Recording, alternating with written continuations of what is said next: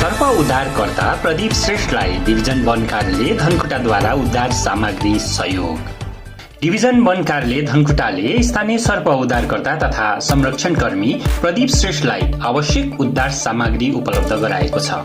सर्प उद्धार र संरक्षणको कार्यलाई अझ बढी सुरक्षित र प्रभावकारी बनाउन सहयोग पुगोस् भन्ने उद्देश्यले कार्यालयले यो सहयोग गरेको हो। सामग्री हस्तान्तरणको तस्बिर सामाजिक सञ्जालमा शेयर गर्दै सर्प उद्धारकर्ता श्रेष्ठले डिभिजन वन कार्यालय धनकुटा प्रति हार्दिक धन्यवाद र आभार व्यक्त गर्नुभएको छ।